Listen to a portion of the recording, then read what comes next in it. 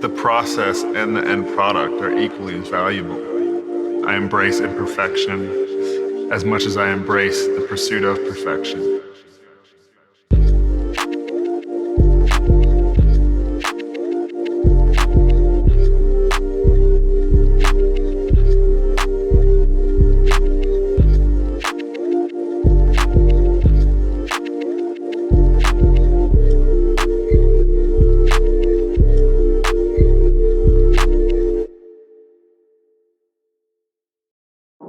A lot of people may be familiar with Virgil Abloh through name drops in multiple high-profile rap songs,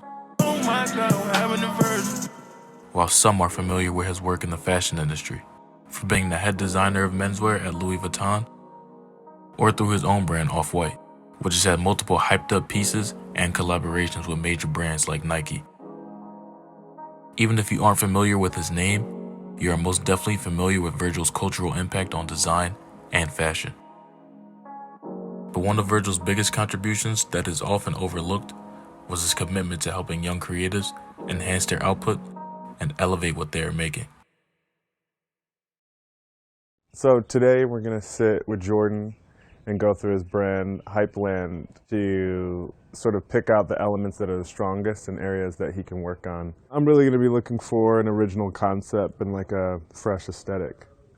Hey, that's good. What's up, man? How you doing? How you doing? Virgil. Jordan, nice to meet you, man. Pleasure. Dang, you tall, man. I was like...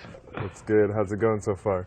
Cool. So explain sort of what this reference material is that we're looking at. So just as like a general basis, I brought a bunch of images that kind of represent words that represent my brand, things that I pull influence from, pull a lot of references from the Army and cartoons. So I have the military references. I really like the camel prints. You see the snow camel print. I really like the pockets. I get like a lot of influence from like the military. The reason I put the Olympics in the center with the flags is because that's kind of like the whole message around my brand. I like to try and include like the worldwide aspects as you see on like the wall right there. Worldwide is like my whole thing. Also, you have like the sports reference. I grew up like really big on sports, play tennis, basketball. Was really big on that, so I looked into like the fashion. So you have the jerseys, the varsity jackets that come as a result of playing football and basketball. So I've been really influenced in that type of fashion. Like, then over here you have like a lot of like comic references. I do a lot of research and I like spend a lot of my time reading like old vintage comics. So you'll see a lot of these are like military, controversial, like horror comics. So you see at the top, Mystery Tales is like a horror comic. It's one of my favorite covers. You see The Tunnel of Nowhere. It's really kind of like sci-fi type stuff, but I use these comics as like a reference for like graphic influence. There's like a lot of things that come to mind, I think, for your brand, but also for like other people taking the course based on like the similar type of approach to what your brand is. I think one of the greatest lessons that I've learned in building sort of like my sort of career path in like streetwear or fashion is, in an ironic way, is like being very concise. Because your life, especially like a young life, it's like absorbed by like things that you've been into like very passionately. And then, you know, when you start a brand, you can often try to like whip them all together to make one big story. But the less it is, the stronger it is. The more focused, the more, you know, when your brain starts drawing parallels between, say, like Olympics, Nintendo, and anime, then it can start to get a little bit like fuzzy as to like what does the brand really mean. You know, like the biggest trick in design that I use is just like hyper focus and then repeat. When I see this, I see like 7 brands. You know, 7 strong brands. You said some amazing like things that you might not even realize because you're so like into the whole world that, you know, this is you, and then you have one brand. You know, it's also smart to realize it's like you don't just have one brand in you. You know, it's like there could be more. So you should consider like focusing in on that and not everything else. Like, and you kind of highlighted it maybe accidentally when you're talking about the anime. You know, it's like this sort of like global thing, but it's like it's localized to subtitles here. And, you know, like that's a super strong concept. Like you could design. After analyzing Jordan's brand, Virgil noticed that his ideas were great, but crowded, creating an unclear brand identity. The advice Virgil gave Jordan for focusing his brand would prove to be extremely helpful. Hypeland now specializes in officially licensed anime collabs, selling popular items like hoodies, rugs, and t-shirts featuring characters from multiple anime shows. Today, Jordan and his brand Hypeland are doing amazing. We out here at the Hypeland Hello Kitty Carnival. We're going crazy right now, look man.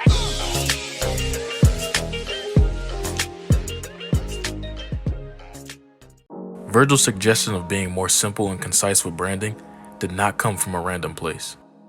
It is actually a part of a larger creative process that Virgil had worked years to perfect. Essentially, understanding that this way of thinking can apply to everything. So this is the first time I'm debuting a new wave. It's called these red slides. These red slides are cheat codes. Basically, if you can answer them, you basically give yourself a cheat code. And it's things that I've had to learn. I basically work at a feverish pace in a self-serving way just to find my signature, like what's my DNA. So what I would challenge you in your work, no matter what, is go back. Go back to when you were your earliest memories, or the way that you thought to organize something, the way you thought to organize your closet, or what colors were your favorite. That's when your DNA started. And for me, that sort of leads me to my next slide, which I'm super proud of, because it's the first time I've ever thought about what I'm doing and sort of made myself make a list. This is straight from the iPhone notes. These are things that I've figured out through working, is that we exist off the backs of many other things and iterations before us. Number two for me is obviously this thing that's probably getting a little bit tired, but get used to it because I'm going to keep using it. It's talking in quotes. So there's that. Then I have my sort of 3% approach. Right now, I'm only interested in editing something 3% from its original form. I'm basically tired. It might be too old, but I found that things are intriguing to me when they're slightly edited, like these shoes. This is an Air Force One. Yeah, the Jordan way. But essentially, I got asked to do another Air Force One. This is a new one. But I was only interested in restraining myself and only editing it 3%, because I don't want another shoe. I want to see something that makes me recognize the shoe that I already have, but it's a personal thing. Finding your personal design language is important to any creative. It helps to streamline your creative output when producing anything from music to painting a picture. Developing a defined personal design language also helps you create a signature style when working on creative projects. Virgil Abloh was always open to sharing advice to help young creatives. He even started a YouTube channel that is dedicated to sharing information about brand building, with videos that include information on creating inclusive content, building a brand's DNA, and how to define a newsworthy company. The channel even includes a couple of Virgil's DJ sets. Before he passed, Virgil Abloh did his best to spread useful information that could help creatives succeed. I would advise anyone who wants to do something artistic or creative to check out some of the videos Virgil has left on his YouTube channel. Remember, improving on your creative process is important to understanding your vision.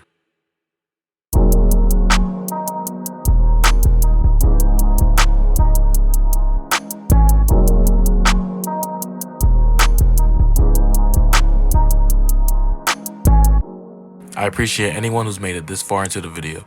This is the 4th entry into this series, and it's one of my favorite videos that I've made so far. If you enjoyed watching this, drop a like and subscribe to the channel. We have other content just like this and some more on the way. If you're looking to keep up with us off of YouTube, follow us on Instagram at Stop Hating, Make Friends. You can also vibe out with our Break from 808s playlist on Spotify and Apple Music. Thanks for watching.